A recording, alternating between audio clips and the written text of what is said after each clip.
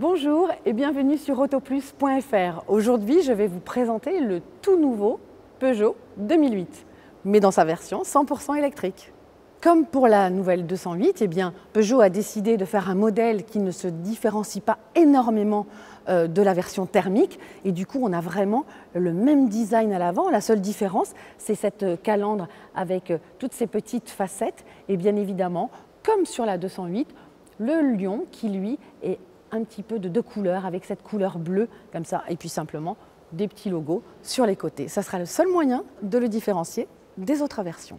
À l'arrière, sur cette version électrique, si on retrouve toujours le bandeau que l'on a déjà vu sur d'autres modèles de la marque avec les crocs, on pourra simplement se rendre compte qu'il s'agit donc d'une version électrique juste avec le petit lion qui est en bleu, mais ça se voit pas beaucoup, le E 2008 qui est indiqué juste là, et puis bien sûr l'absence de canule.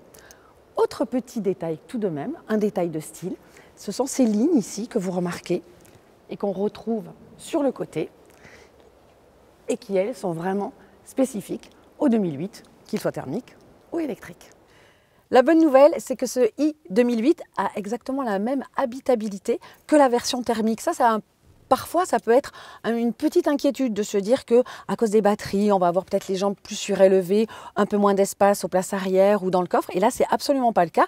Et puis surtout, la très bonne nouvelle, c'est que ce 2008, qu'il soit électrique ou thermique, a vraiment progressé en espace aux places arrière.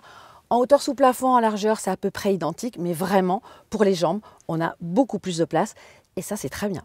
Ce i 2008 existera dans les différentes finitions, Active, Allure, GT Line et GT.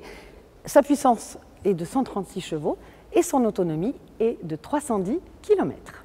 Le Peugeot i 2008 arrivera en concession 3 mois après la version thermique, c'est-à-dire en avril 2020 environ. Les tarifs, on ne les connaît pas encore, mais on en saura plus dès le mois d'octobre. Et d'ici là, nous, on se retrouve sur autoplus.fr.